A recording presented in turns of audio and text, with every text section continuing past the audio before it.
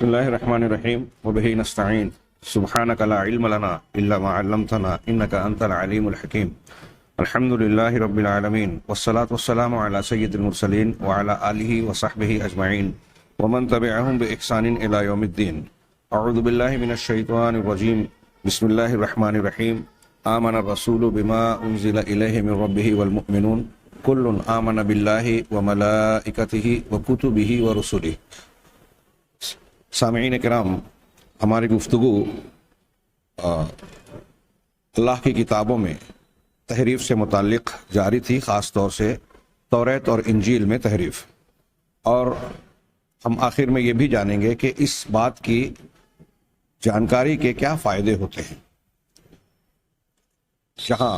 کچھ لوگوں کی گمراہ ہونے کا سبب معلوم ہوتا ہے، وہاں اللہ کی کتاب پر ایمان لانے کا سلیقہ بھی ہمیں معلوم ہوتا ہے کہ ہم اللہ کی کتاب کے ساتھ وہ رویہ اختیار نہ کریں جو سابقہ قوموں نے اختیار کی، اس کے ساتھ ظلم کیا اور اس کا حق ادا کرنے کی بجائے اس کا معاملہ اس طرح کرنے کی کوشش کی کہ اللہ تبارک و تعالیٰ کے کتابوں کے نازل کرنے کا مقصود ہی مجروح ہو جائے۔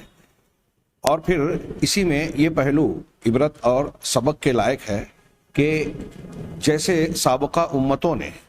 اللہ کی نازل شدہ کتابوں کے ساتھ ظلم اور زیادتی کی، ایمان لانے کے بعد اس ایمان کی مخالفت کی، ایسے ہی اس امت میں بھی ایسے افراد، ایسے گروہ، ایسے اہل علم پائے جاتے ہیں، مظاہر اہل علم، جو اللہ کی کتاب کے ساتھ اسی قسم کے رویے کو اختیار کرتے ہیں۔ فی الحال ہماری گفتگو یہ جاری تھی کہ اس بات میں تو تقریباً تمام علماء سلف و خلف کا اتفاق ہے، یہاں تک کہ یہود و نصارہ بھی اس بات میں متفق ہیں کہ اللہ کی کتابوں توریت اور انجیل میں معنوی تحریف کی گئی، معانی کو اصلی معنی سے بدل کر دوسرے معنی کے معنی اور مطالب کی طرف پھیرا گیا۔ لیکن یہ معاملہ کہ کیا ان میں الفاظ کی، لفظوں کی تحریف کی گئی یا نہیں، پچھلے درس میں ہم نے ذکر کیا تھا کہ امام بخاری، وہب ابن منبہ اور ایک دوسری کتاب میں علامہ رازی وغیرہ کا بھی ذکر ہے کہ انہوں نے اپنی تفسیر میں اس قول کو ترجیح دی ہے کہ سابقہ کتب میں معنی اور مطلب کی، تاویلات کی تحریف تو کی گئی لیکن الفاظ میں تحریف داخل نہیں ہوئی، جبکہ اس کے برخلاف جمہور علماء کرام مسلمانوں کے یہ مانتے ہیں، اور صرف جمہور مسلمان ہی نہیں بلکہ بہت سارے یہود و نصارہ بھی اس معاملے میں بھی مسلمان جمہور علماء کے موافق ہیں، ان کا موقف کہ توریت کے معنی ہی نہیں بلکہ الفاظ میں بھی تحریف داخل ہوئی ہے۔ اور مسلمان علماء اس بات پر دلیل دینے کے لیے کئی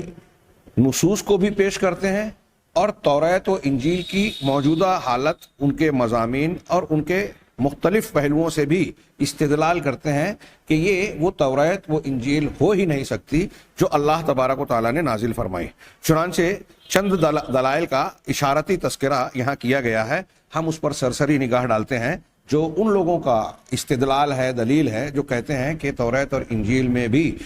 لفظی تحریفات ہوئی۔ چنانچہ ایک تو ابھی ہم نے جو آیت پڑھی اس میں اللہ تعالیٰ نے کہا کہ وہ کتاب کو اس طرح پڑھتے ہیں، یلوون السنتہم لتحسبوہ من الکتاب، وہ اپنی زبانوں کو اس طرح پیچ دیتے ہیں، اس طرح موڑتے توڑتے ہیں کہ سننے والا مخاطب، اللہ نے اس میں کہا لتحسبوہ، خطاب کا صیغہ ہے کہ تم ایسا سمجھو کہ وہ کتاب کا حصہ ہے۔ چنانچہ یہ اس بات کی دلیل ہے کہ وہ زبانی طور سے، قول کے ذریعے سے، الفاظ کے ذریعے سے تحریف کیا کرتے تھے، ایسی بات بولتے تھے، ایسے الفاظ یا کلمات استعمال کرتے تھے جو قرآن نہیں ہوتا تھا، یعنی اللہ کی کتاب کا حصہ نہیں ہوتا تھا، لیکن لوگوں کو باور کراتے تھے کہ یہ اللہ کی کتاب ہے۔ چنانچہ اس کی مثال حدیثوں میں قرآن کی تفسیر اور قرآن کی روشنی میں پیش کی گئی۔ ایک دلیل آپ نے بار بار سنی کہ اللہ نے ان سے کہا تھا کہ شہر میں داخل ہونے کے لیے حتتن کہو، تو انہوں نے حتتن کو حنتتن سے بدل دیا۔ ان سے کہا تھا سجدن، سجدے یا جھکنے کی حالت میں شہر میں داخل ہو، لیکن انہوں نے اپنے سرینوں کے بل داخل ہونے کا عمل اختیار کیا، یہ عمل میں تحریف تھی۔ تو پہلا استدلال کیا گیا کہ لفظ میں، قول میں انہوں نے تحریف کی، الفاظ لفظ کو بدلا، یہ لفظی تحریف ہوئی، لیکن قول میں۔ دوسری دلیل دیتے ہوئے ان جمہور علماء کا کہنا ہے کہ اللہ تعالیٰ کا خود ارشاد ہے، اللہ نے فرمایا فویل للذین یکتبون الکتاب بایدیہم، ہلاکت و تباہی ہے ان لوگوں کے لیے جو الکتاب کو اپنے ہاتھوں سے لکھتے ہیں، کتاب کو اپنے ہاتھوں سے لکھتے ہیں، ثم یقولون، پھر کہتے ہیں ھذا من عند اللہ، یہ اللہ کی جانب سے ہے، وما ہوا من عند اللہ، حالانکہ وہ اللہ کی جانب سے نہیں ہے۔ کتنی آیت کے بالکل صاف صریح معنی پر غور کیجئے، اللہ تبارک و تعالیٰ نے بالکل واضح اور صراحت والے انداز میں، پختگی والے انداز میں بیان فرمایا کہ اللہ کے پاس سے وہ بات ہے ہی نہیں جسے وہ کہہ رہے ہیں، جسے وہ بیان کر رہے ہیں، یعنی لکھتے ہیں، اپنے ہاتھوں سے کتاب لکھتے ہیں، ہاں، اور کہتے ہیں کہ یہ اللہ کے پاس سے ہے، ہاں، حالانکہ وہ اللہ کے پاس سے نہیں ہے۔ یہ بالکل واضح دلیل ہے قرآن کی کہ وہ لفظ میں لکھاوٹ کے ساتھ الفاظ میں تحریف کرتے تھے۔ وہ جو لکھ رہے ہیں اللہ ان کو کہہ رہا ہے کہ وہ اللہ کی کتاب کا حصہ ہے ہی نہیں۔ تیسری چیز جو انہوں نے پیش کی کہ توریت میں، موجودہ توریت میں آج ایسی چیزیں بظاہر موجود ہے جو دلالت کرتی ہیں کہ اللہ کے کلام کا یہ حصہ یا یہ الفاظ اللہ کے نازل شدہ الفاظ اور کلمات نہیں ہو سکتے۔ چنانچہ اس کی ایک مثال، دو مثال یہاں پیش کی انہوں نے کہ ان کا یہ کہنا ہے توریت میں اس طرح کی بات نقل کی گئی ہے جو اللہ تبارک و تعالیٰ نے ذکر کیا، وقالت الیہود ید اللہ مغلولہ، کہ یہود کا کہنا ہے کہ اللہ کے ہاتھ بندھے ہوئے ہیں۔ یہ ایسی تحریف تھی ان کی اپنی اختیار کی ہوئی، اپنے خیال کی، جسے انہوں نے توریت میں شامل کر دیا۔ اللہ تبارک و تعالیٰ نے ان کا رد کرتے ہوئے کہا غلت ایدیہم، ہاں، ولعنوا بما قالوا، کہ ان کے ہاتھ بندھ جائیں خود ہی، اور جو بات انہوں نے کہی ہے اس کی وجہ سے وہ لعنت کے مستحق قرار دیے گئے، ان پر لعنت کی گئی۔ ایک مثال اور پیش کی انہوں نے کہ موجودہ توریت میں اس طرح کی عبارت موجود ہے کہ وہ کہتے ہیں کہ اللہ تبارک و تعالیٰ نے آسمانوں اور زمین کی تخلیق فرمائی، اور اس کو پیدا کرنے کے بعد اللہ تبارک و تعالیٰ تھک گیا۔ الادیان والفرق والمذاہب المعاصرہ میں خود توریت کی عبارت کو، عرب کے کسی استاذ کی کتاب ہے، میں نام بھول رہا ہوں، توریت کی عبارت کو نقل کیا گیا ہے، اور اس میں کہا کہ اللہ تبارک و تعالیٰ نے 6 دنوں میں وہ عمل کیا جو اس نے تخلیق کے طور پر انجام دیا، اور پھر 7واں دن، 6 دن میں جب ساری چیزیں پیدا کر لی، آسمان و زمین اور کائنات کو، تو اللہ تعالیٰ تھک گیا، تعبان ہو گیا، اور پھر 7واں دن یوم السبت تھا، اس دن اللہ تعالیٰ نے آرام کیا۔ یہ میں اپنے الفاظ میں پیش کر رہا ہوں، توریت کی عبارت کو نقل کر کے اس کو پیش کیا گیا ہے۔ ظاہر سی بات ہے اللہ تبارک و تعالیٰ نے بھی قرآن مجید میں ان کے اس قول کو رد کر کے شدت سے اللہ تعالیٰ نے رد کیا اور کہا کہ ہم نے آسمانوں اور زمینوں کو اور ان کے درمیان کی چیزوں کو 6 ایام 6 دنوں میں پیدا کیا، وما مسنا من لغوب، اور ہم کو تھکن نے چھوا بھی نہیں۔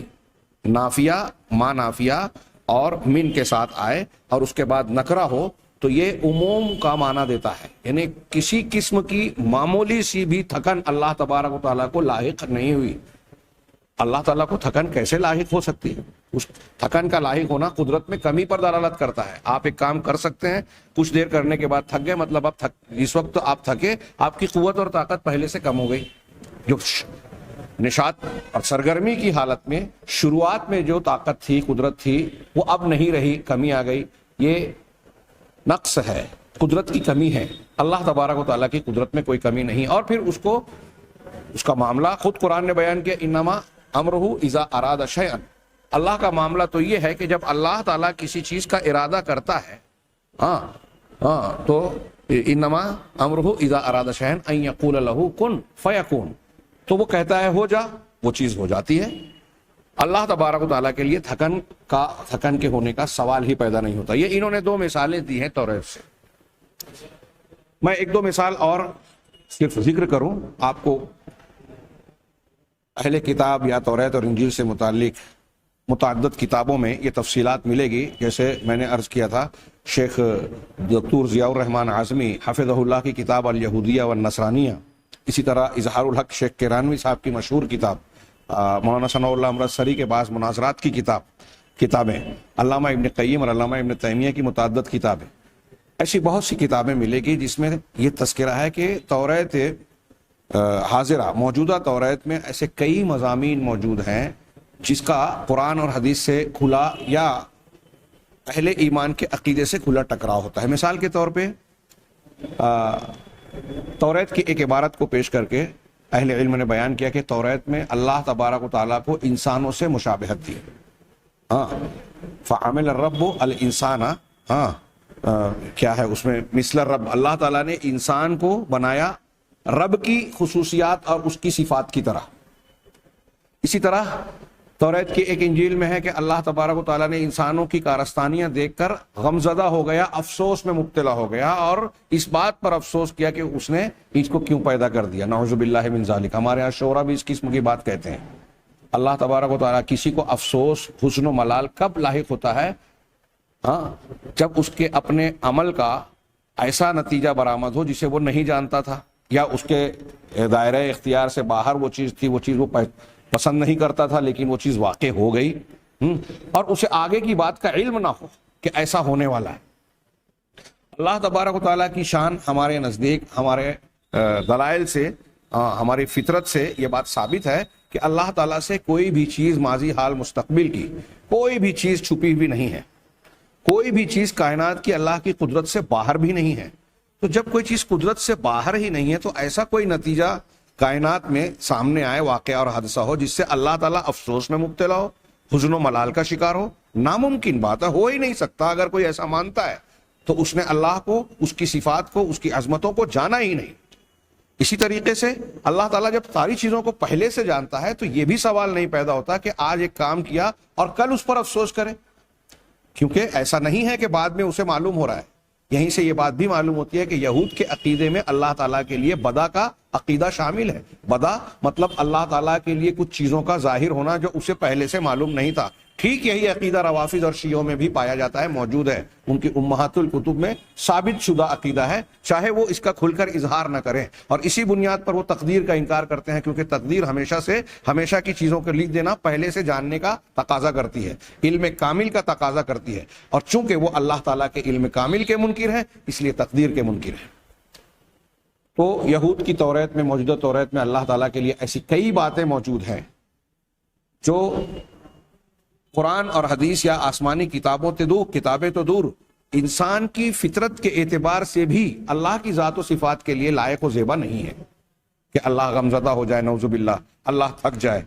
ایسی باتیں توریت میں موجود ہے۔ کیا کوئی اہل ایمان، صاحب ایمان یہ تسلیم کرے گا کہ اللہ کی کتاب کا حصہ رہا ہوگا؟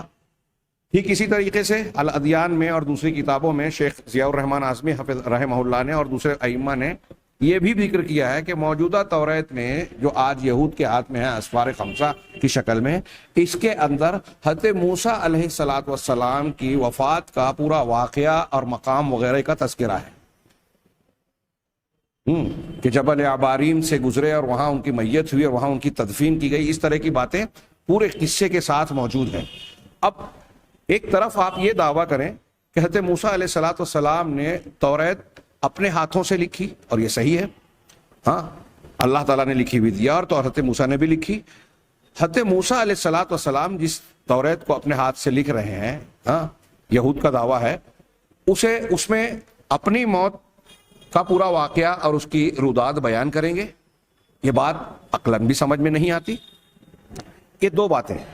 اس کے علاوہ کچھ باتیں ایسی ہیں کہ اصلاً یہ کتابیں جس زبان میں نازل ہوئی، یہ ایک تفصیلی بحث اور تحقیقی شعبہ ہے، میں صرف سرسری سے تذکرہ کر رہا ہوں، اس بات میں تفصیل کی گنجائش ہے۔ جس زبان میں نازل ہوئی، بعض اہل علم کا اس میں تھوڑا سا اختلاف بھی ہے کہ توریت کی فلاں نسخہ پہلے کی زبان میں لکھا گیا، انجیل کا کس زبان میں تھا۔ عام طور سے انجیل کے بارے میں واضح ہے کہ وہ عبرانی زبان میں تھی۔ ہاں اب دنیا کے سامنے اس کے بڑے تراجم آئے، تشریحات اور تفسیرات کی شکل میں پیش کی گئی۔ مختلف ادوار میں احبار یہود نے اس بات پر اتفاق کیا، حضرت عیسیٰ علیہ الصلوۃ والسلام کے زمانے میں احبار یہود نے، سامریہ نے یہ بیان کیا، ان کا ایک بڑا گروہ اور فرقہ ہے سامریہ، ان کا یہ خود اعتراف ہے کہ ہمارے احبار نے اس بات پر اتفاق کیا کہ 13 مقامات پر توریت کے الفاظ اور عبارتیں بدلی جائیں. اور جو یہ دعویٰ دوسروں کے بارے میں کرتے ہیں، دوسرے فرقوں کے بارے میں، دوسرے فرقے سامریہ کے بارے میں یہی کہتے ہیں. 13 مقامات پر الفاظ تبدیل کیے گئے ان کے مطابق، اور جو 13 مقامات پر بدلے گا وہ دوسرے مقامات پر بھی بدلنے میں ظاہر سی بات ہے کہ راضی ہوگا. یہ ایک دلیل. دوسری تیسری دلیل آپ تفصیل سے دیکھیے الیہودیت والنصرانیہ دکتور ضیاء کی اظہار الحق کو دیکھیے. اس میں آپ کو ملے گا کہ توریت انجیل دونوں کی تاریخ، کہ توریت کا معاملہ ایسا ہوا کہ تاریخ میں حضرت موسیٰ علیہ السلام کے اس دنیا سے چلے جانے کے بعد کئی مرتبہ توریت کے پورے نسخے، اصلی نسخے دنیا سے غائب ہو گئے. ایک مرتبہ نہیں، 2 مرتبہ نہیں، 3-4 مرتبہ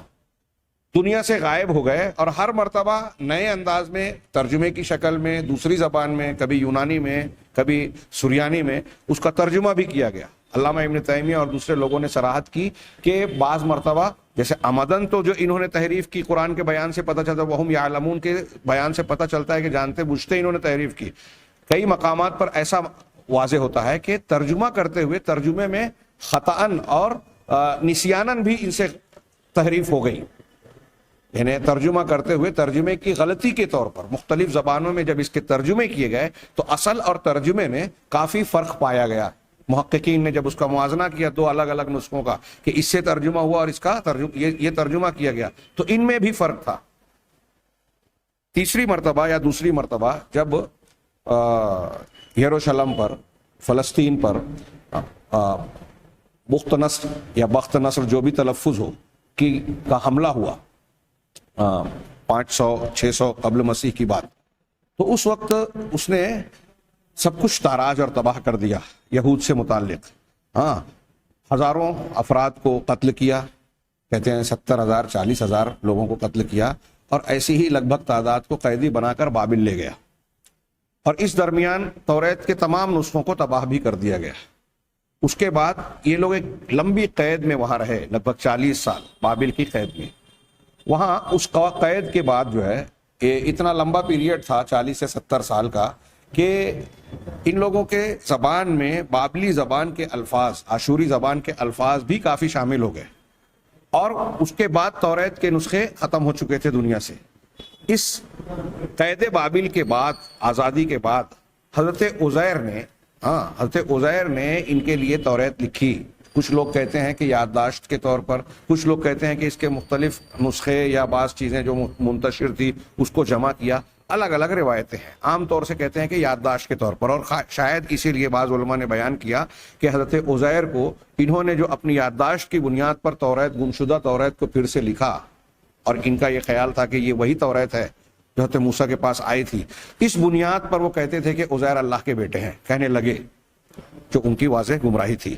بہرحال حضرت عزیر علیہ السلام نے جو توریت لکھی اس کے بارے میں علماء کا یہ بھی کہنا ہے کہ اس میں جب قید بابل کے بعد اس میں توریت کے نسخے تیار کیے گئے اور زبان جو استعمال کی گئی، تو اس میں عبرانی الفاظ کے ساتھ ساتھ بہت سارے اس علاقے کے آشوری زبان کے، بابلی زبان کے الفاظ بھی شامل ہو گئے، جو اس بات کی دلیل ہے کہ اگرچہ انہوں نے یادداشت یا کسی اور بنیاد پر لکھا ہو، اس کو روایت بالمعنی کے طور پر بیان کیا. اگرچہ انہوں نے جان بوجھ کر اس کو غلط نہیں کیا، لیکن وہ الفاظ جو اللہ تبارک و تعالیٰ نے آسمان سے نازل کیے تھے وہ عبرانی زبان کے اگر تھے، تو یہاں قید بابل کے بعد جو توریت لکھی گئی اس میں عبرانی سے ہٹ کر بہت سارے الفاظ دوسری زبان کے، آشوری یا بابلی زبان کے شامل ہو گئے.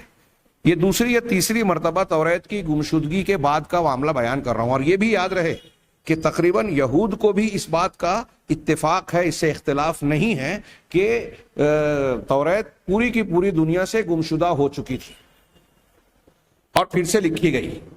اور جب لکھی گئی تو مختلف نسخے اس کے کہیں سے ادھر ادھر سے جمع کیے گئے اور الگ الگ روایتیں. تو ظاہر سی بات ہے کہ اس بات کا کوئی اعتبار بچا ہی نہیں کہ موجودہ تورات اللہ تبارک و تعالیٰ کے نازل کیے ہوئے عبارتوں سے متعلق ہے. ایسی اور بھی کئی دلیلیں ہیں. یہ جو آخر میں ہماری ایک حدیث پیش کی جاتی ہے، میں اس سے بھی دلیل دوں گا جو مجھے کسی کتاب میں نظر نہیں آئی، لیکن قابل غور بات ہے کہ اللہ تبارک و تعالیٰ نے، اللہ کے رسول صلی اللہ علیہ وسلم نے جب امت محمدیہ کو یہ حکم دیا کہ یہود اور نصارہ کی، اہل کتاب کی باتوں کی نہ تصدیق کرو، ہاں، نہ تکذیب کرو، ہاں، جو قرآن کے حدیث کے موافق ہے اس کی تصدیق کی جائے، جو قرآن حدیث کے مخالف ہے اس کو رد کیا جائے، اور جو موافق یا مخالف نظر نہیں آتا وہاں خاموشی اختیار کی جائے۔ کیوں؟ غور کرنے کی بات ہے۔ اس حدیث سے میں یہ دلیل دینا چاہتا ہوں، یہ استدلال کرنا چاہتا ہوں، اگر غلطی ہو تو میری طرف سے۔ ہاں، اس حدیث سے یہ ثابت ہو رہا ہے کہ لفظی اور معنوی دونوں تحریف ہوئی ہے توریت انجیل میں۔ اگر الفاظ میں تحریف نہیں ہوئی تھی تو جن مضامین کے بارے میں قرآن اور حدیث میں کوئی تردید یا تائید نہیں ملتی، ان کے بارے میں اللہ کے رسول صلی اللہ علیہ وسلم یہ کیوں کہتے کہ تم اس کو اور خاموشی اختیار کرو؟ اس میں یہ کہا جاتا کہ کم سے کم یہ تو تسلیم کر لو کہ یہ الفاظ اللہ کے ہیں۔ خاموشی اختیار کرنے، توقف اختیار کرنے کی تعلیم کا مقصود یہی نظر آتا ہے، جو بعض اہل علم نے اس شکل میں بیان کیا کہ اگر وہ اللہ کا کلام ہے تو آپ رد کر کے مجرم نہ بنے، اور اگر اللہ کا کلام نہیں ہے تو آپ تائید کر کے ایسی چیز کو اللہ کی طرف منسوب نہ کریں جو اللہ کی ہے ہی نہیں۔ اس کا مطلب یہ کہ توریت کے وہ مضامین جو قرآن اور حدیث کے موافق کے مخالف نہیں بھی ہیں وہ بھی مشکوک ہیں، یعنی اس میں اس بات کا احتمال ہے کہ اس کے الفاظ میں بھی تحریف یا تقدیم و تاخیر اور ملاوٹ شامل ہو چکی ہے۔ یہاں انہوں نے امام بخاری اور ان کے علاوہ وہ لوگ جو یہ کہتے ہیں کہ توریت اور انجیل میں الفاظ کی تحریف نہیں ہوئی، ہاں، اس سے پہلے ان کی بعض دلیلوں کا تذکرہ گزرا کہ وہ کہتے ہیں کہ اللہ تعالیٰ نے کہا ہے کہ توریت میں جو ہے اللہ کا حکم ہے، ہاں، آپ کے پاس فیصلہ لے کر آتے ہیں، ہاں، تو ان کے اسی طریقے سے قرآن نے کہا کہ توریت اور انجیل میں رسول اللہ صلی اللہ علیہ وسلم کے بارے میں لکھا ہوا ہے جس کو نبی امی کہا گیا، ہاں، اسی طریقے سے رجم سے متعلق اللہ کے رسول نے کہا کہ لاؤ اور اس کے مطابق دیکھو اس میں کیا حکم ہے۔ تو یہ دلیلیں اس بات کو بتاتی ہیں کہ توریت انجیل اصلی شکل میں یا الفاظ میں غیر محرف شکل میں موجود تھی۔ تو اس کا جواب دے رہے ہیں امام بخاری وغیرہ نے جو دلیل دی کہ توریت کے اندر تحریف معنی کے ساتھ ساتھ الفاظ میں بھی داخل تو ہوئی، لیکن پوری کی پوری توریت، پوری کی پوری انجیل تبدیل نہیں ہوئی۔ لہذا توریت اور انجیل کی وہ عبارتیں، وہ احکامات اور باتیں جو تحریف سے محفوظ ہیں وہ ان کے خلاف حجت ہیں، اور قرآن و حدیث کی تائید میں وہ عام طور سے ہوتی ہیں، ہاں، اور جس میں تحریف واقع نہیں ہوئی ہے، توریت انجیل کی جن عبارتوں میں الفاظ میں تحریف واقع نہیں ہوئی ہے، تحریف واقع ہوئی ہے، وہ ان کے خلاف حجت نہیں ہے، وہ ہماری دلیل نہیں ہے۔ چنانچہ اللہ تعالیٰ نے جب یہ کہا کہ اس میں اللہ کا حکم ہے، فیصلہ ہے، قرآن مجید میں یہ کہا وَكَيْفَ يُحَكِّمُونَكَ وَعِندَهُمُ التَّوْرَاةُ فِيهَا حُكْمُ اللَّهِ، یہ آیت جس سے استدلال کیا گیا، اس میں جو اللہ تعالیٰ نے کہا ہے کہ اس میں اللہ کا حکم ہے، تو یہ اس حکم سے مراد وہ باتیں ہیں جو تحریف سے محفوظ ہیں۔ لہٰذا ہم ان آیتوں سے، ان احکامات سے استدلال کریں گے جن کے اندر تحریف داخل نہیں ہوئی ہے اور قرآن حدیث اور اس کا مضمون موافق ہے۔ اور رہی یہودی کو رجم کرنے والی حدیث، تو نبی کریم صلی اللہ علیہ وسلم نے اس سلسلے میں توریت کو طلب کیا، اس لیے کہ آیت رجم کا جہاں تک تعلق تھا اس میں تحریف داخل نہیں ہوئی تھی۔ یہ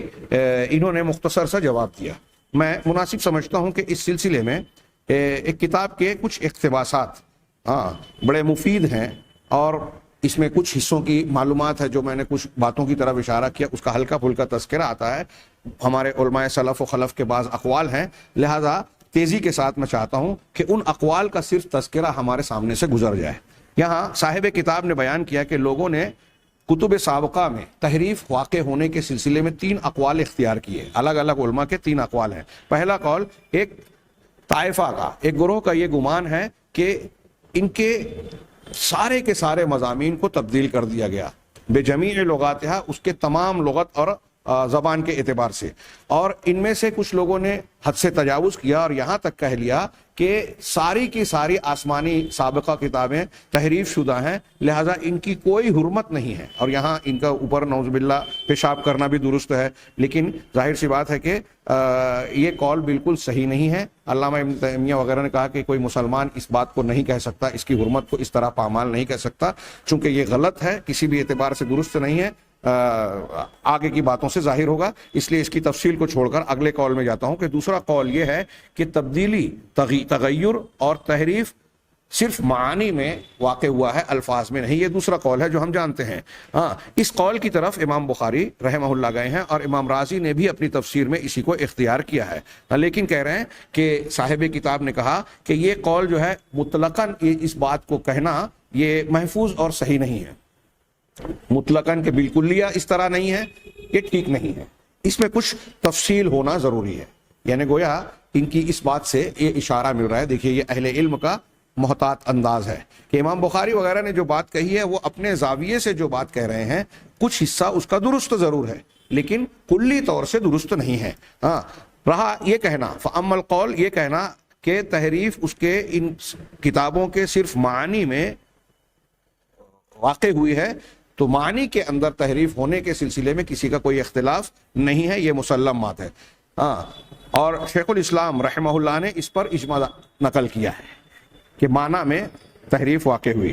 بلکہ یہ ایسا قول ہے جس میں عام یہود اور نصارہ بھی متفق ہیں۔ رہا اس کے الفاظ میں تحریف کا داخل نہ ہونے والا قول، تو یہ پورے طریقے سے محفوظ یا درست نہیں ہے، تسلیم نہیں کیا جا سکتا، اس لیے کہ اس کے بعض الفاظ ایسے ہیں، توریت اور انجیل میں کچھ ایسے الفاظ موجود ہیں کہ اللہ عز و جل کے کلام میں سے اس کا ہونا جائز ہی نہیں ہے، ممکن ہی نہیں ہے۔ ہاں،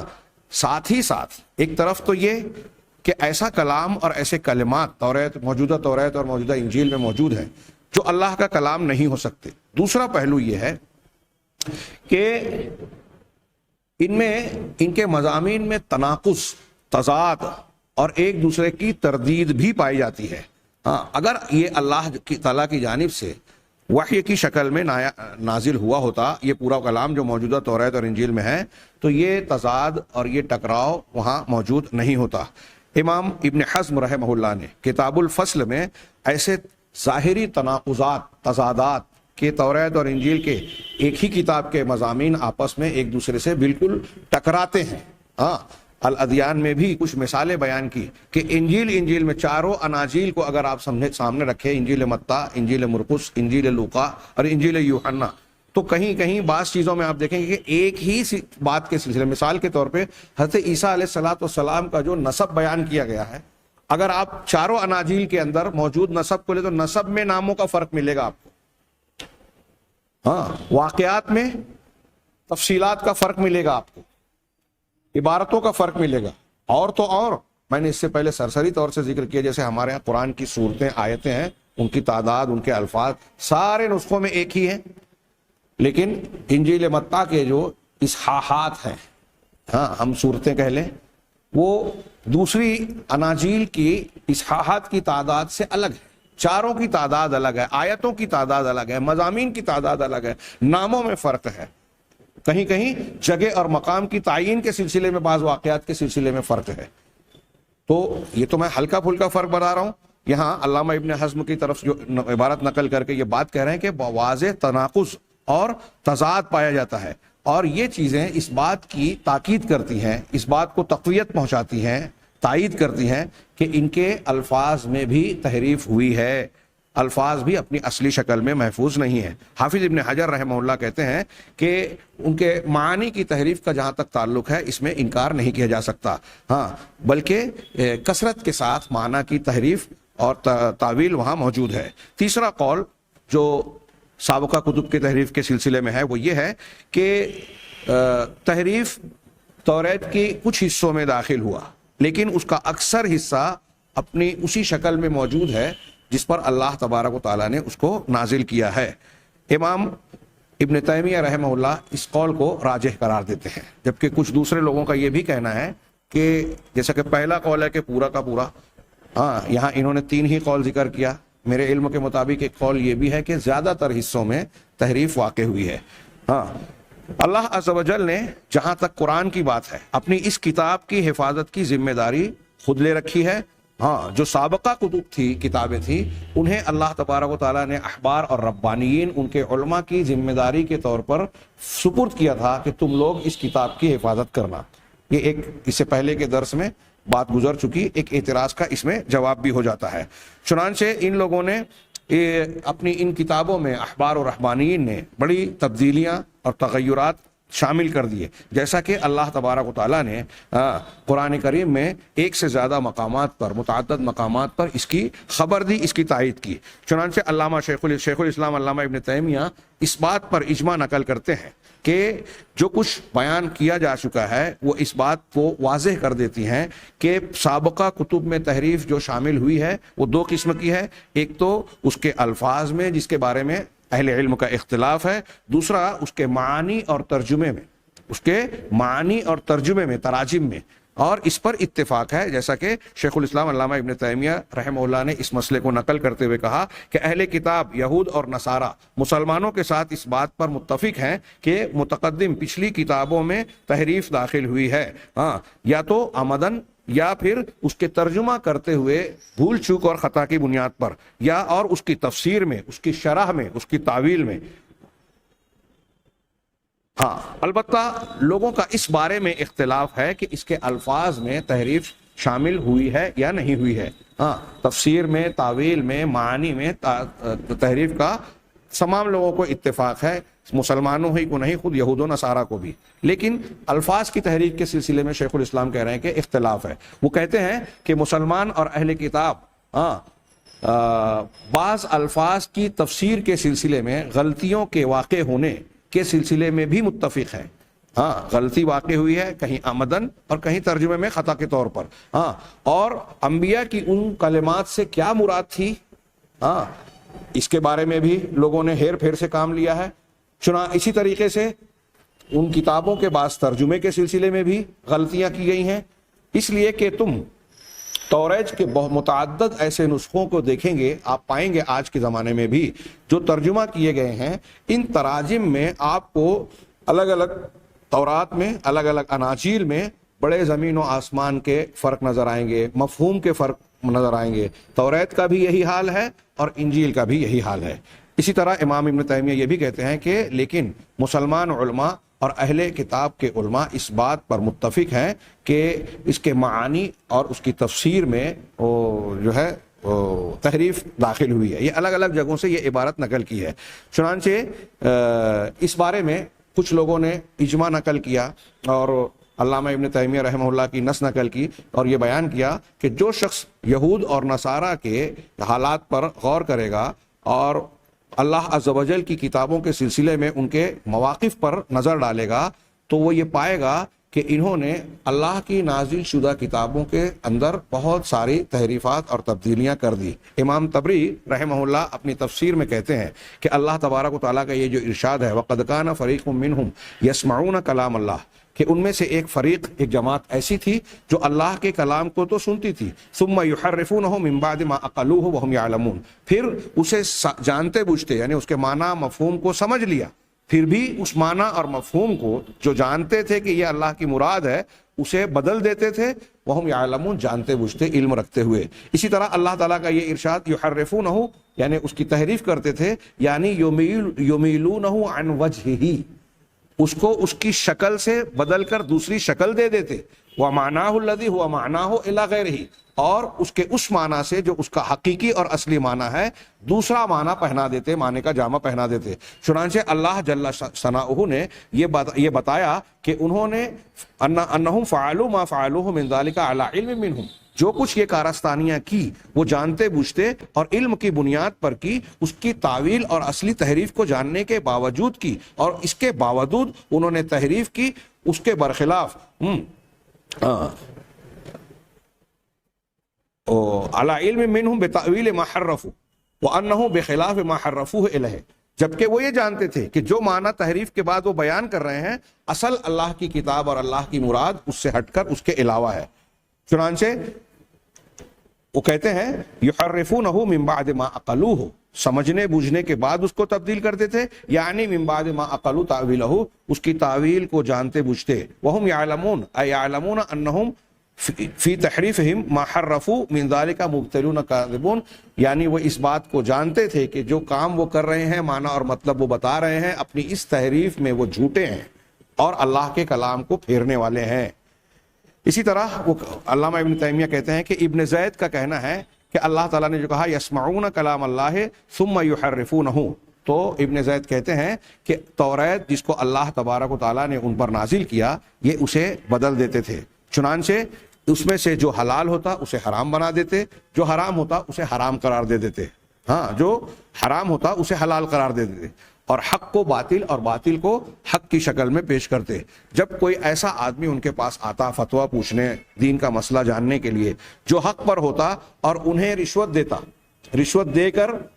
حق پر ہونے کے باوجود سوال کرتا، تو اللہ کی کتاب کا صحیح فیصلہ بتاتے کہ ہاں تمہارا حق ہے۔ اور اگر کوئی باطل والا آدمی جو غلط ہے وہ رشوت لے کر آتا اور ان سے فتویٰ یا فیصلہ مانگتا، تو وہ اللہ اس کے حق میں فیصلہ سناتے اور بتاتے کہ یہ اللہ کی کتاب ہے۔ چنانچہ یہ بتاتے کہ تم اللہ کی کتاب کی روشنی میں تم حق پر ہو، یعنی صاحب حق کو بھی اللہ کی کتاب بتا کر حقدار بتاتے، اور جو حقدار نہیں ہوتا رشوت لے کر اسے بھی اللہ کی کتاب کی روشنی میں حقدار بتاتے۔ وَإِن جَاءَ أَحَدٌ يَسْأَلُهُمْ شَيْئًا، اور اگر ان کے پاس کوئی شخص آتا جو کسی ایسے بارے میں سوال کرتا جس میں کوئی حق نہیں ہے اور نہ رشوت ہے اور نہ کوئی اور چیز ہے، کوئی لالچ اور فائدے کی بات نظر نہیں آتی، تو اس کو حق بات کا، صحیح بات کا حکم دیتے۔ تب اللہ تبارک، اگر کوئی ایسا آدمی آتا جس سے کوئی فائدہ نہیں ہے، کوئی لین دین اور تعلق نہیں ہے، تو ایسی صورت میں اللہ کی کتاب کا صحیح فیصلہ سناتے، اور جہاں فائدے کی بات ہوتی وہاں حق کو باطل، باطل کو حق، حلال کو حرام، حرام کو حلال بنا دیتے۔ غور کرنے کی بات ہے، کیا یہ روش ہمارے یہاں نہیں ہے؟ اللہ تعالیٰ نے ایسے ہی لوگوں کو خطاب کر کے کہا اتأمرون الناس بالبر وتنسون انفسکم وانتم تتلون الکتاب افلا تعقلون، کیا تم لوگوں کو نیکی کا حکم دیتے ہو اور اپنے آپ کو فراموش کر دیتے ہو جبکہ تم اللہ کی کتاب کی تلاوت کرتے ہو؟ کیا تم عقل نہیں رکھتے، سمجھتے بوجھتے نہیں؟ یہاں آگے جو عبارت انہوں نے بیان کی میں اسے پیش کر کے بات کو سمیٹ رہا ہوں کہ یہاں امام بخاری رحمہ اللہ کے قول کو نقل کر کے جو ایک عبارت پیش کی ہے، سماعت فرمائیں کہ امام بخاری کہتے ہیں اپنی بخاری میں یحرفون کی تشریح کرتے ہوئے ای یزیلون، یحرفون ای یزیلون یعنی اس کو زائل کر دیتے، اپنی شکل سے ہٹا دیتے۔ ولیس یزیل احد یزیل لفظ کتاب من کتب اللہ عز وجل، یہ امام بخاری کا قول ہے کہ کوئی بھی شخص اللہ عز و جل کی کتابوں میں سے کسی کتاب کے لفظ کو نہیں زائل کر سکتا۔ ولکنہم، لیکن کیا کرتے تھے؟ یحرفونہ ای یتأولونہ علی غیر تأویلہ، یعنی الفاظ کی ایسی تعویل اور تشریح کرتے جو حقیقی تعویل و تشریح سے ہٹ کر اور الگ ہوتا۔ یہ امام بخاری کا قول ہے۔ اس پر امام علامہ ابن حجر نے تشریح کرتے ہوئے کہا کہ امام بخاری کی مراد یتأولونہ سے یہ ہے کہ یہ لوگ مراد کو بدل دیتے تھے، معنی اور مطلب کو بدل دیتے تھے تعویل کی قسموں کو اختیار کر کے۔ جیسے کوئی کلمہ ایسا ہے جو عبرانی لفظ کا ہے اور اس عبرانی لفظ کے دو معنی ہوتے ہیں، ایک قریبی معنی اور ایک دور کا معنی، اور یہاں مراد قریب کا ہو لیکن وہ اسے بعید کے معنی پر محمول کرتے۔ یہ ایک مثال دی علامہ ابن حجر نے امام بخاری کے قول کی مراد بتاتے ہوئے۔ اس کے جواب میں یہاں صاحب کتاب نے کچھ عبارتیں نقل کی، میں ایک دو قول صرف پیش کر رہا ہوں۔ امام شہاب الدین القرافی رحمہ اللہ کا یہ قول بڑا شاندار ہے۔ وہ کہتے ہیں کہ جو شخص اہل کتاب کی کتابوں کا مطالعہ کرے، ان کی اناجیل کا مطالعہ کرے گا، تو اس میں ایسی عجیب و غریب باتیں پائے گا جس سے وہ اس نتیجے پر بآسانی پہنچ جائے گا کہ ان کی شریعتیں اور ان کے احکامات متفرق بن گئے۔ ایک ہی کتاب کے ماننے والے ایک ہی کتاب میں الگ الگ انداز میں مسائل اور احکامات بیان کر رہے ہیں، اور کوئی یہ قوم جو ہے وہ کسی ایک مذہب اور ایک اصول کا التزام نہیں کرتی، پابندی نہیں کرتی۔ اور انتہائی آگے امام قرافی کا قول چل رہا ہے اور بڑا شاندار آگے کا جملہ ہے۔ وہ کہتے ہیں یہ تعجب کی بات یہ ہے کہ ان کی یہ اناجیل جو ہے وہ حکایات اور تواریخ ہے، یہ انجیلیں جو ہے حکایات اور تواریخ ہے۔ شاید میرے پاس وقت نہ بچے، میں صرف اشارہ کر دوں کہ جو 4 اناجیل آج ہیں، یہ 4 صرف نہیں تھی۔ ہاں، اناجیل کو بھی کس طرح سے کیا جائے اس کے لیے الگ الگ زمانے میں علماء قسطنطین کے زمانے میں نیقیہ میں ایک بڑی میٹنگ بیٹھی کہ آریوس اور پولیس کے، شاول کے ماننے والوں کے درمیان عقائد کا اور مختلف باتوں کا شدید اختلاف تھا، ان اختلافات کو ختم کیا جائے۔ جب وہ میٹنگ ہوئی تو 2000 سے زائد 2048 یا اس طرح کی تعداد کے علماء اور اساقفہ جمع ہوئے، ہر ایک کے الگ الگ قول تھے اور ہر ایک نے اپنے اپنے قول کی تائید میں پیش کی، اور قسطنطین بادشاہ نے 250 یا اس سے کچھ کم و بیش کے قریب کے کچھ علماء تھے، ان کے قول کو ترجیح دی اور کہا کہ اب حکومتی سطح پر اسی کی تائید کی جائے گی، شاؤل کے قول کی۔ یہ الگ بات ہے کہ اگلی کچھ دنوں کے بعد بعض میٹنگوں میں ان کی تاریخ میں کہ اس قول کو واپس بھی لے لیا، لیکن یہ معاملہ چل پڑا اور اختلافات شدید ہو گئے، اور پھر ہر قبیلے کی، علاقے کی، فرقے کی اپنی اپنی انجیل تیار ہو گئی۔ اہل علم نے کچھ نے کہا کہ 50 سے زیادہ، اور کچھ کہتے ہیں کہ جتنے فرقے تھے ہر ایک کی اپنی الگ انجیل تھی، اور وہ دوسرے کی انجیل کو ماننے کو غلط کہتا تھا، ایک دوسرے کی اناجیل کو غلط کہتے تھے۔ ان کے یہاں عقائد کا اختلاف تھا، فروعات کا صرف نہیں، عقائد کا اختلاف تھا۔ بعد میں بڑی رد و قدح کے بعد یہ انجیل نیقیہ کی کانفرنس میں یہ اتفاق کے ساتھ طے کیا گیا کہ ساری انجیلوں کو چھوڑ کر صرف 4 انجیلوں کو مانا جائے گا جو ان کے اپنے موقف کے موافق نظر آئی: انجیل متی، انجیل مرقس، انجیل یوحنا اور انجیل لوقا۔ ہاں، اس میں انجیل یوحنا چوتھی ہے۔ ہاں، ان کو وہ جو ہے منسوب کیا جاتا ہے حواریوں کی طرف۔ اس میں متی تو حواری تھے، لیکن اہل علم اور اہل تحقیق کا کہنا ہے، خود بعض عیسائیوں کا، کہ متی حواری کی طرف اس انجیل کی نسبت صحیح نہیں ہے، بعد کے لوگوں کے سلسلے میں بھی۔ اچھا، ان کی زبانوں کے بارے میں اختلاف ہے، کب لکھی گئی اس کے اختلاف ہے۔ یہ اناجیل اربع 4 صدی ہجری میں وجود میں آئی، جیسے ہمارے ہاں 4 مسلک 4 صدی میں رسول کے گزر جانے کے بعد، حضرت عیسیٰ کے اٹھا لیے جانے کے بعد 4 صدی ہجری میں یہ اناجیل جو ہے منظر عام پر آ رہی ہیں۔ ہاں، اور پھر ان کے اندر جو اختلافات ہیں، ہاں، انجیل یوحنا کے بارے میں خود انسائکلوپیڈیا آف برٹانیکا کا کہنا ہے کہ جو شخص اس انجیل کو حواری یوحنا کی انجیل سمجھتا ہے تو وہ بہت غلط فہمی میں ہے، یہ جھوٹا انتساب ہے، بلکہ یہ بعد کے کسی انسان کی بناوٹی ہے۔ اور خود کچھ لوگوں نے کہا کہ یہ انجیل اسکندریہ کے چرچ اور پولیس اور شاؤل کے قول کی تائید کے لیے ہی کسی اسکندریہ کے چرچ کے طالب علم کی طرف سے لکھی گئی، اور بعد میں اسے یوحنا حواری کی طرف منسوب کیا گیا، ہاں، جس میں حضرت عیسیٰ علیہ السلام کو الہ، اللہ کا بیٹا اور تثلیث کے عقائد کو ثابت کرنے کی کوشش کی گئی ہے۔ بعد میں لکھا گیا اور منسوب کر دیا گیا نبی کی طرف، اللہ کے کلام کی طرف۔ ایسی اور بھی بہت ساری یعنی ان کی تاریخی اعتبار سے بھی آپ غور کریں، باتیں ملے گی کہ خود جن کی طرف منسوب ہے یہ اناجیل، ان کی طرف بھی ان کی نسبت صحیح طور سے ثابت نہیں ہے۔ ہمارے یہاں منکرین حدیث توریت اور انجیل سے استدلال کرتے ہیں، اور حدیثوں پر جن کی سندیں موجود ہے، جن کا اعتبار موجود ہے، ہاں، اس پر تنقید کرتے ہیں، اس کو رد کرتے ہیں۔ ہاں، کتنی بے عقلی کی باتیں ہیں، ہاں، بے شعوری اور مرغوبیت کی بات ہے۔ دوسروں سے ڈرے ہوئے، سہمے ہوئے ہیں، اور اپنے علم جو فخر کی چیز تھی اس کے سلسلے میں احساس کمتری کے یہ لوگ مبتلا ہیں، اس لیے کہ جاہل ہیں۔ یہ جہالت ان کو اس بات پر ابھارتی ہے، ہمارے منکرین حدیث کو۔ تو آپ توریت اور انجیل کا یہ پورا معاملہ دیکھیں، میں نے بہت سرسری اور بہت کم ہلکا معاملہ پیش کیا ہے۔ یہاں 2-5 منٹ میں اور درس کو سمیٹ رہا ہوں کہ حضرت قرافی کہتے ہیں کہ ان کی یہ جو اناجیل ہیں یہ تاریخ اور حکایات پر مشتمل ہے، یہ ان کے کافر لوگوں، کاہنوں اور ان کے بعض تلامذہ کا کلام ہے، یہاں تک کہ میں اس بات پر، یہ جملہ بغور سنیں، کہ حتی انی احلف باللہ، میں اللہ کی قسم اور حلف لے کر کہہ سکتا ہوں جس کے سوا کوئی معبود برحق نہیں ہے، کہ یہ جو اناجیل ہیں یہ مسلمانوں کے پاس جو تاریخ تبری ہے، ہاں، نقل میں یہ تاریخ تبری ان انجیلوں سے زیادہ صحیح اور قابل اعتبار ہے۔ تاریخ تبری کی بات کہہ رہے ہیں جس میں رتب و یابس سب کچھ ہے، ہاں، بلکہ یہ کہہ رہے ہیں کہ اس تاریخ تبری پر اناجیل کے مقابلے میں، سابقہ کتب کے مقابلے میں زیادہ اعتبار کیا جا سکتا ہے۔ ایک عقل مند زیادہ اعتبار کرے گا کیونکہ یہ زیادہ معتبر انداز میں نقل کی گئی ہے۔ حالانکہ امام قرافی کہہ رہے ہیں، حالانکہ تاریخ ایسی چیز ہے جو مسلمانوں کے نزدیک ایسی چیز نہیں ہے جس پر دین کے کسی بھی معاملے کی بنیاد رکھی جائے، بلکہ وَإِنَّمَا هُوَ حِكَایَاتٌ فِي الْمَجَالِسِ، یہ تو بس مجالس کی کچھ حکایتیں ہیں۔ اور وہ کہتے ہیں وَيَقُولُونَ مَعَ ذَلِكَ، اس کے باوجود مسلمان، یعنی یہ مجالس کی حکایتیں ہیں، غیر معتبر ہیں، جو موجودہ اناجیل، موجودہ توریت ہے، یہ کسی طرح قابل اعتبار نہیں ہے۔ مسلمانوں کے نزدیک تاریخ جو دین کی بنیاد نہیں بن سکتی، اس سے بھی زیادہ بے اعتبار ہے موجودہ نسخے، لیکن اس کے باوجود مسلمانوں کا یہ عقیدہ ہے کہ وہ انجیل جس کو اللہ تبارک و تعالیٰ نے نازل کیا، وہ توریت جس کو اللہ تبارک و تعالیٰ نے نازل کیا، وہ اللہ کی کتاب ہے، ہم اس پر ایمان لاتے ہیں۔ ان کی عبارت کا ترجمہ ہے کہ انجیل اللہ کی کتاب ہے جس کو اللہ نے نازل فرمایا، اور سید مسیح علیہ الصلوۃ والسلام کو اس کی اتباع کا حکم دیا۔ تو کاش ایسا ہوتا ہاں کہ واقعی وہ انجیل موجود ہوتی، لیکن ہائے افسوس کہ وہ انجیل کہاں ہے جو اللہ تعالیٰ کی جانب سے حضرت عیسیٰ علیہ الصلوۃ والسلام پر نازل کی گئی، اس کے کلمات کہاں ہیں ان کلمات کے بیچ میں۔ بلکہ یہ یہودی ہاں بذات خود اس بات پر متفق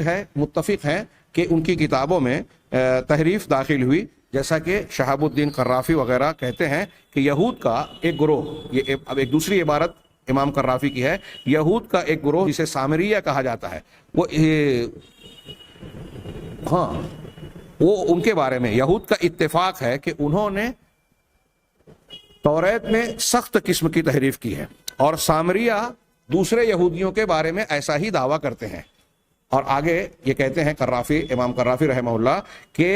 یہ دونوں فریق سچے ہیں، شاید دونوں فریق سچے ہیں۔ سامریہ دیگر یہود پر اور یہود سامریہ پر الزام لگاتے ہیں کہ انہوں نے توریت کو الفاظ میں بھی بدل دیا، معنی میں بھی، تو دونوں سچے ہیں۔ ہاں فَأَيْنَ حِينَئِذٍ فِي التَّوْرَاةِ شَيْءٌ يُوثَقُ بِهِ، تو اب توریت میں ایسی بات کہاں ہے جس پر بھروسہ اور اعتماد کیا جائے ان یہود کے مختلف فرقوں کے ان دعووں اور ادعاءات کے مقابلے میں؟ حالانکہ اگر اس طرح سے اگر غور کیا جائے تو یہود خود ہمارے مقابلے میں ہمارے دعوے کو اپنی طرف سے ثابت کر رہے ہیں۔ اسی میں سے ایک بات یہ بھی ہے کہ یہود کا یہ اعتراف ہے کہ 70 کاہن اکٹھا ہوئے اور انہوں نے توریت کے 13 کلمات، 13 حروف، حرف کا لفظ ہے، 13 کلمات کو بدل دینے پر اتفاق کیا۔ علامہ ابن قیم رحمہ اللہ نے اپنے اس قول میں یہ بات نقل کی کہ یہود تقر، یہود اس بات کا اقرار کرتے ہیں کہ 70 کاہن ایسے تھے جو اکٹھا ہوئے اس بات پر متفق ہو کر کہ توریت کے 13 مقامات کو بدل دیں گے، 13 الفاظ کو بدل دیں گے، اور یہ قیصر کے زمانے میں حضرت مسیح علیہ الصلوۃ والسلام کے بعد کی بات ہے، جبکہ ان کا اپنی حکومت اور ان پر کوئی روکنے ٹوکنے والا ان کے یہاں موجود نہیں رہ گیا تھا۔ چنانچہ علامہ ابن قیم کہتے ہیں کہ جو لوگ ایک اللہ کی کتاب کے ایک موضوع کو، ایک مقام کو بدلنے پر راضی ہو جائے تو اس کے بارے میں دوسرے مقامات کی تحریف کے سلسلے میں بھروسہ نہیں کیا جا سکتا۔ اور یہود خود اس بات کا اعتراف کرتے ہیں کہ سامرا نے متعدد مقامات سے توریت کو تبدیل کر دیا اور اسے ظاہری طور سے بھی بدل دیا، اس میں زیادتی کی، کمی کی، اور اسی طریقے سے علامہ ابن قیم کہتے ہیں کہ اسی طرح سامرا اس کے برخلاف دعویٰ کرتے ہیں۔ رہے نصارہ، تو علامہ ابن حزم نے اس بات کا ذکر کیا ہے کہ نصارہ اس بات پر متفق ہیں کہ وہ اناجیل جو ان کے سامنے موجود ہیں وہ محض تاریخ ہے جس کو ان کے لکھنے والوں نے مختلف زمانوں میں لکھا ہے۔ نصارہ خود اس بات کا دعویٰ نہیں کرتے کہ یہ وہ اناجیل ہیں جو اللہ تبارک و تعالیٰ نے حضرت مسیح علیہ الصلوۃ والسلام پر نازل کی ہے، اور نہ ہی اسے مسیح علیہ الصلوۃ والسلام نے پیش کیا ہے۔ میں نے اس سے پہلے بتایا تھا کہ حضرت مسیح زبانی طور سے پیش کرتے تھے، تحریری شکل میں پیش نہیں کیا، مختلف لوگوں نے الگ الگ زمانے میں لکھا۔ اور پھر یہ جو 4 مانی جاتی ہیں، ان کے مقابلے میں خود نصارہ کے درمیان انجیل برنابا جب منظر عام پر آئی، نمایاں ہوئی، خود انہی کے ماحول میں، تو ان کی اناجیل کے وہ مضامین جو انہوں نے عیسائیت کو تبدیل کر کے، انجیل کو تبدیل کر کے، بہت ساری تبدیلیاں کر کے ایک الگ شکل دے دی عیسائی اور مسیحی مذہب کو، اس کا رد کرتی ہے، اور اسلام، قرآن اور جناب محمد رسول اللہ صلی اللہ علیہ وسلم کی تائید کرتی ہے، توحید کو پیش کرتی ہے، تثلیث کا رد کرتی ہے، یہ انجیل برنابا۔ تو آج نصارہ اس انجیل برنابا کا رد کرتے ہیں اور کہتے ہیں کہ مسلمانوں نے اسے بنا کر حضرت حواری برنابا کی طرف منسوب کر دیا، جبکہ لوگوں نے تحقیق پیش کی کہ برنابا جو منظر عام پر آئی وہ خود عیسائیوں کے درمیان ہاتھوں ہاتھ ہو کر اس کے تراجم کو پیش کرنے والے، اس کے نسخوں کو منظر عام پر لانے والے، اس کے پہلے دوسرے نسخوں کو چھاپنے والے سارے کے سارے نصارہ اور عیسائی تھے۔ لہذا یہ خود اس بات کا اعتراف کرتے ہیں جو ان کے پاس آئی ہے، بلکہ ان کے سارے لوگ اول تا آخر اس بات میں اختلاف نہیں کرتے کہ یہ 4 تواریخ ہیں جس کو 4 معروف آدمیوں نے اپنے اپنے زمانے میں، الگ الگ زمانے میں لکھا۔ یہ بھی ایک خاص بات ہے کہ متی، یوحنا، لوقا اور یہ جو 4 اناجیل کے اصحاب ہیں اور اناجیل منظر عام پر آئی، یہ الگ الگ زمانوں میں آئی، اور جیسا کہ میں نے کہا مضامین کا فرق، مواد کا فرق، اور بلکہ ان کے یہاں تضاد پایا جاتا ہے۔ اور رہا جہاں تک ترجمے کا تعلق ہے تو فإن التوراة قد ترجمت من العبریہ، تو توریت جو ہے عبری زبان سے یونانی اور عربی زبان میں ترجمہ کی گئی، جیسا کہ انجیل اربع، یہ متعدد اناجیل اربعہ جو ہیں وہ الگ الگ زبانوں میں لکھی گئی. چنانچہ انجیل متی عبرانی زبان میں لکھی گئی، مرقس، لوقا، یوحنا، ان اناجیل کو یونانی زبان میں لکھا گیا. یہ انہوں نے نتیجے کی بات پیش کی. لیکن آپ الادیان وغیرہ کی کتابوں میں دیکھیں گے تو خود نصارہ کے علماء میں اختلاف ہے. کوئی کہتا ہے یونانی میں، کوئی کہتا ہے سریانی میں، کوئی کہتا ہے فلاں زبان میں. ہاں، اس بات اور یہ معلوم ہے کہ توریت اور انجیل یہ موسیٰ اور عیسیٰ علیہ السلام کی زبان میں نازل کی گئیں. اور موسیٰ اور عیسیٰ علیہ السلام کی زبان کیا تھی؟ عبرانی. پھر اس کے بعد کے زمانوں میں دوسری زبانوں میں ان کا ترجمہ کیا گیا ہے. یہ اور بھی کچھ عبارتیں ہیں اور اس سلسلے کی بعض مفید تفاصیل ہیں، لیکن وقت اس کی اجازت نہیں دیتا کہ ہم اس میں مزید تفصیل پیش کریں. ان کی تحریف سے متعلق بعض اقوال تو ہم نے بیان کیے، لیکن میں سمجھتا ہوں کہ یہ موضوع فائدے کے اعتبار سے ادھورا رہ جائے گا اگر ہم اس کو آج احتساب کے طور پر، جائزے کے طور پر یہ نہ پیش کریں کہ یہ کچھ توریت اور انجیل کے ساتھ جو کچھ ماضی میں سابق میں ہوا ہے اللہ تبارک و تعالیٰ کی کتابوں کے تعلق سے، وہ آج اسلام اور مسلمانوں میں کیا اس کا وجود پایا جاتا ہے. میں مناسب سمجھتا ہوں کہ اس سلسلے میں پورا کر دیتا ہوں مضمون. اس سلسلے میں علامہ ابن تیمیہ رحمہ اللہ نے سورہ بقرہ کی 3-4 آیتوں کو پیش کر کے جو موازنہ کیا ہے کہ یہود اور نصارہ میں اللہ تعالیٰ نے خود بیان کیا ہے کہ تحریف کرنے کی جو 2-3 شکلیں پائی جاتی تھی وہ آج اس امت میں بھی پائی جاتی ہے. بڑی پیاری بحث ہے. میں نتیجے کے طور پر اسے پیش کرنا چاہتا ہوں کہ اللہ تبارک و تعالیٰ نے علامہ ابن تیمیہ کے جواہر القرآن سے یہ عبارت اور اس کا ترجمہ میں پیش کر رہا ہوں، ایک لمبی چوڑی بحث کا صرف ایک حصہ، کہ اللہ تبارک و تعالیٰ نے اہل کتاب میں جو لوگ تحریف کرنے والے اور امیین ہیں ان کی مذمت کرتے ہوئے، جن کی مذمت فرمائی ہے،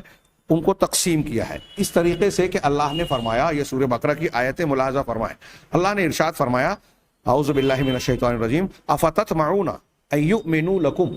وقد کان فریق منہم یسمعون کلام اللہ ثم یحرفونہ من بعد ما عقلوہ. میں چاہتا ہوں کہ آپ بغور ان آیتوں کا ترجمہ سنیں. آیتوں کے ترجمے میں الگ الگ عمل الگ الگ لوگوں کے بیان کیے گئے ہیں. پھر علامہ ابن تیمیہ نے بتایا کہ یہ 3 قسم کے لوگ ہیں، اور آج اللہ تعالیٰ نے جن 3 قسم کے لوگوں کو ذکر کیا ہے، آج اہل اسلام میں بھی یہ 3 قسم کے لوگ پائے جاتے ہیں اور اس کو بیان کیا. بڑی غور سے سنیے، سماعت فرمائیں. افتطمعون ان یؤمنوا لکم، کیا تمہاری خواہش، طمع، خواہش، حرص، چاہت کے معنی میں ہے، ہاں، کیا تم یہ چاہتے ہو کہ یہ تمہارے اوپر ایمان لے آئیں؟ وقد کان فریق منہم یسمعون کلام اللہ، حالانکہ ان کا ایک فریق ایسا ہے جو اللہ کے کلام کو سنتا ہے، ثم یحرفونہ،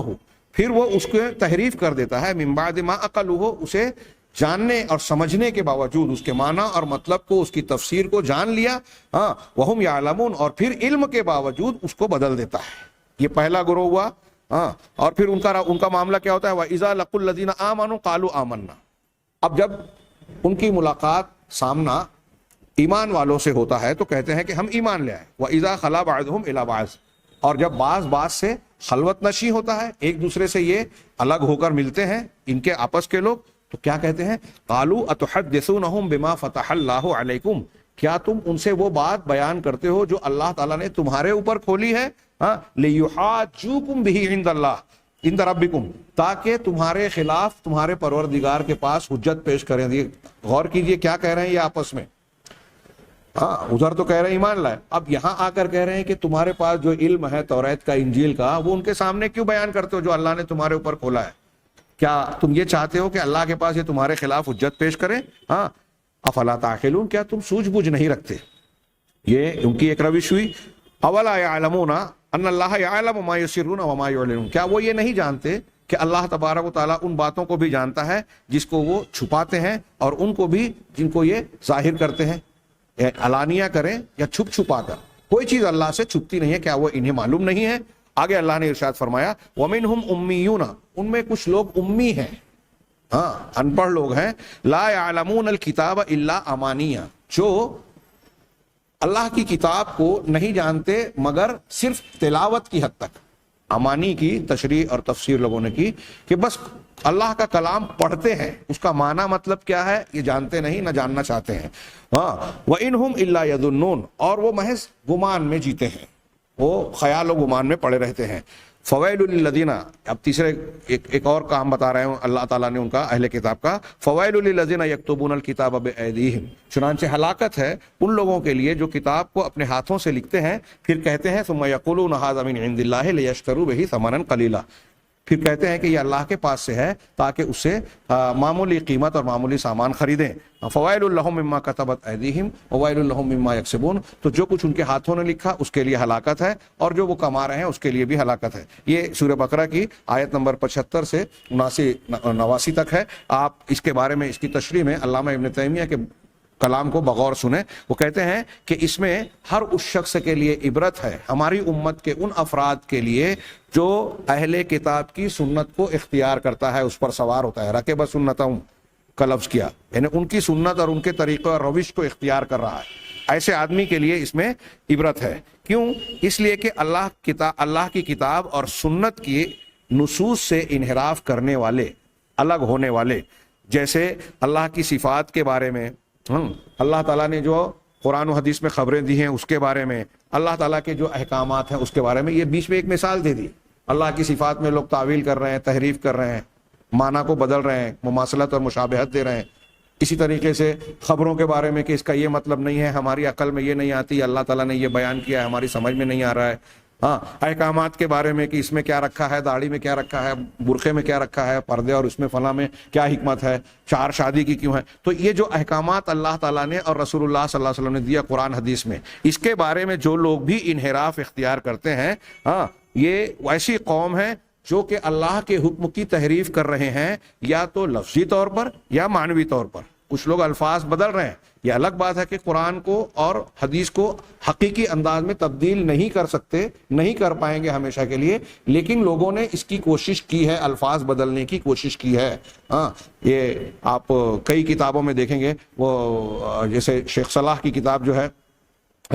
ضوابط علم فی وجہ سنہ قدیما و حدیثا، اور پھر بعض لوگوں نے کچھ اور بھی مثالیں بیان کی۔ یہ مؤولین کے بارے میں نے ذکر کیا، پیچھے موسوعہ کے حوالے سے ذکر کیا کہ ان میں سے کئی لوگوں نے وکلم اللہ موسیٰ تکلیمہ کو وکلم اللہ پڑھنے کی کوشش کی اور لوگوں کو پڑھانے کی کوشش کی۔ اسی طریقے سے اور بھی مقامات پر لوگوں نے الفاظ میں تحریف کی کوششیں کی۔ ہمارے یہاں ہندوستان میں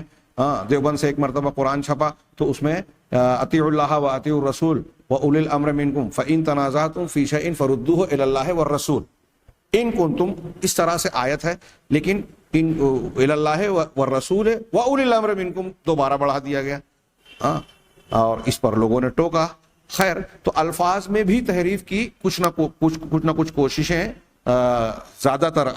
کچھ عمدن اور کچھ خطأن ہو گئی۔ کہا اور یہ وہ لوگ ہیں، علامہ ابن تیمیہ کہہ رہے ہیں کہ امت محمدیہ میں بھی کچھ لوگ ایسے ہیں جو کتاب و سنت کو لفظی یا معنوی طور سے تبدیل کرنے والے ہیں، یہ اس چیز کی نفی کرنے والے ہیں جس کو رسول اللہ صلی اللہ علیہ وسلم نے ثابت کیا۔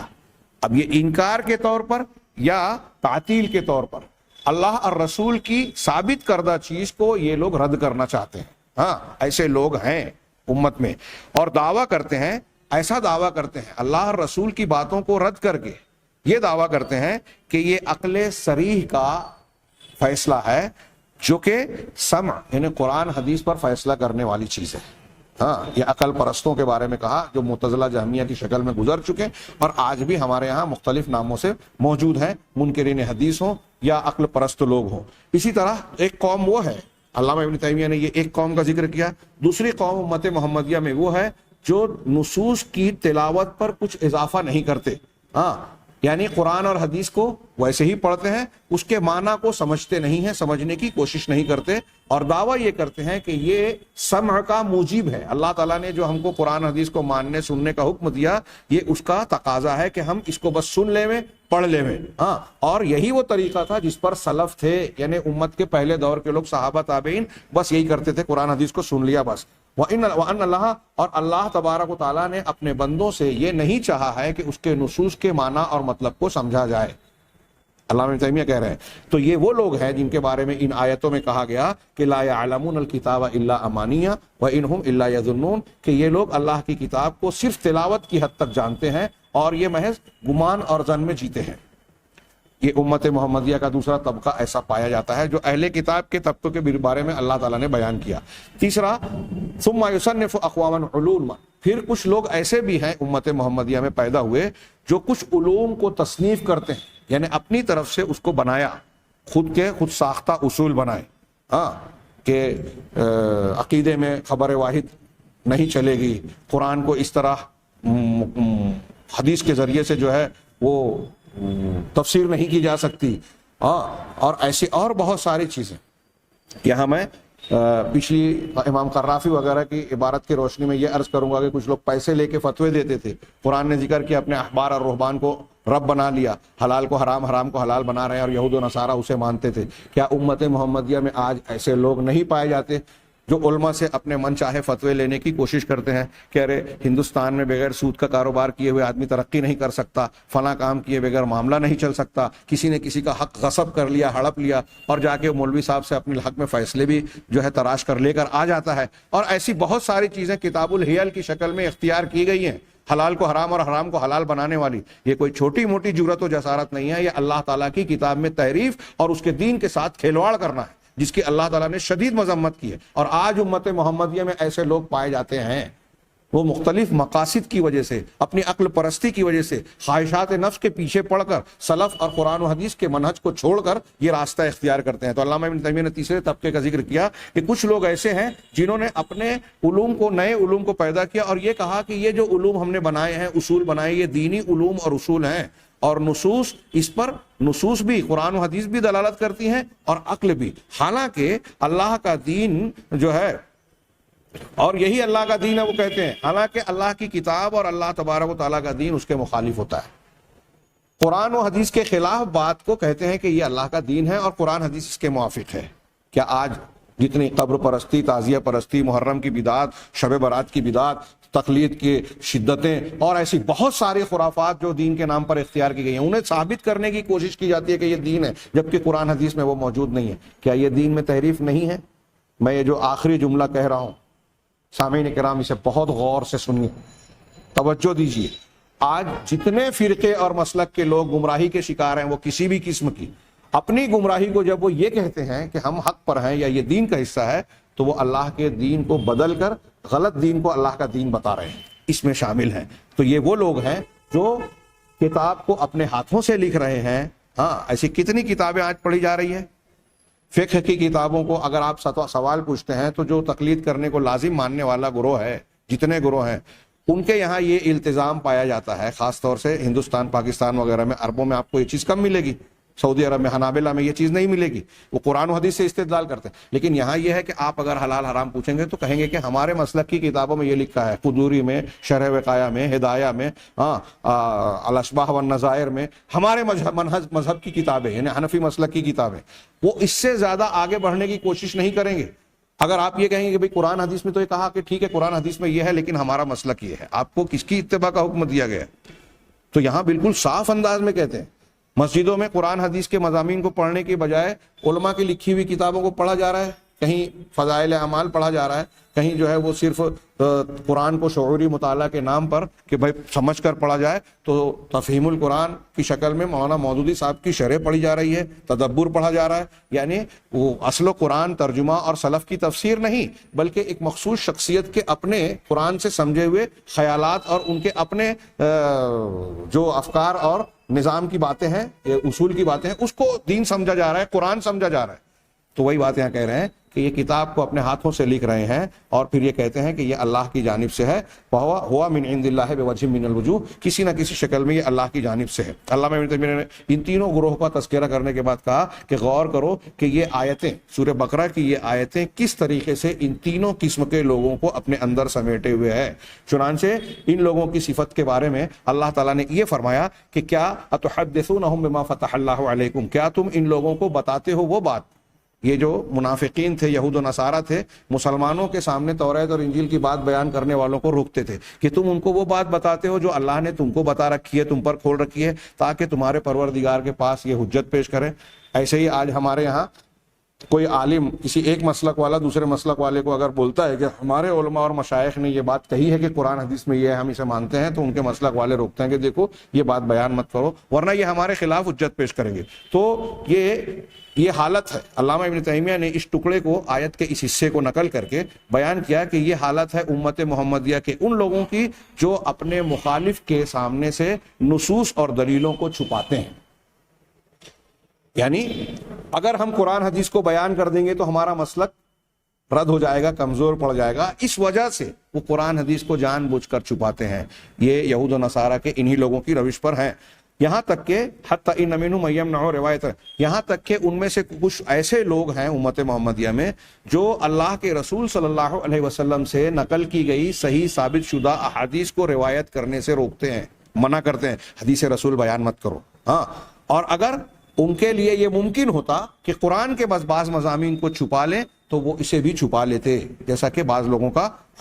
حرکت و عمل ہے، لیکن وہ کیا کرتے ہیں، قرآن کے الفاظ تو نہیں چھپاتے لیکن قرآن کے معنی اور مطالب، اس کے دلالت کی وجوہ کو چھپانے کی کوشش کرتے ہیں اور اس سے مستنبط ہونے والے صحیح علم اور صحیح باتوں کو چھپاتے ہیں، اور اس کے بدلے میں لوگوں کے سامنے ایسی چیزیں پیش کرتے ہیں جس کو خود اپنے ہاتھوں سے لکھتے ہیں اور جس کو وہ اللہ کی طرف منسوب کرتے ہیں کہ یہ اللہ تعالیٰ کا کلام ہے، یہ اللہ تعالیٰ کا دین ہے۔ مجھے افسوس ہے کہ آج کا درس قدر طویل اور تفصیلی ہو گیا، لیکن تحریف سے متعلق کچھ نتیجے کی باتیں اب بھی باقی تھی۔ میں صرف اس بات پر اس موضوع کو یا اس بحث کو ختم کرتا ہوں کہ اس میں کوئی شک نہیں ہے کہ پچھلی کتابوں میں تحریف ہوئی ہے۔ ہاں، تھوڑا سا اختلاف اس میں ہے کہ الفاظ میں ہوئی ہے نہیں ہوئی ہے، لیکن میں نے جیسا کہ عرض کیا کہ اب ثبوتوں کی بھرمار کے ذریعے سے اس بات کو تقویت ملتی ہے کہ الفاظ میں بھی تحریف ہوئی ہے۔ تو پچھلی کتابیں محرف ہیں، لیکن پچھلی کتابوں میں کچھ مضامین سچے اور صحیح بھی ہیں۔ اور اللہ تعالیٰ کی آخری کتاب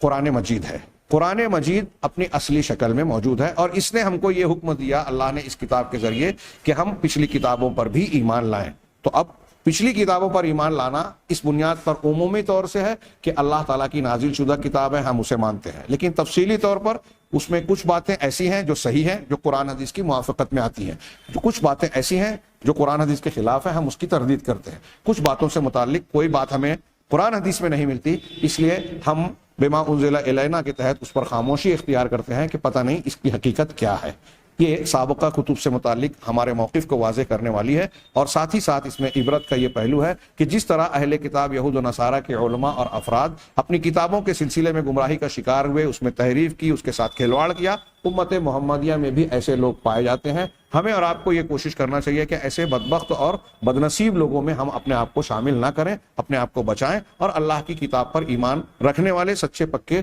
مومن بنیں۔ آخر میں ہم آخری کتاب اللہ تبارک و تعالیٰ کی آسمانی کتاب قرآن مجید، جس کے ایمان کے مزید کچھ تقاضے ہیں، اس پر انشاءاللہ گفتگو کریں گے۔ اللہ تعالیٰ سے دعا ہے کہ وہ ہمیں صحیح علم اور صحیح عمل کی توفیق دے۔ وآخر دعوانا الحمدللہ رب العالمین۔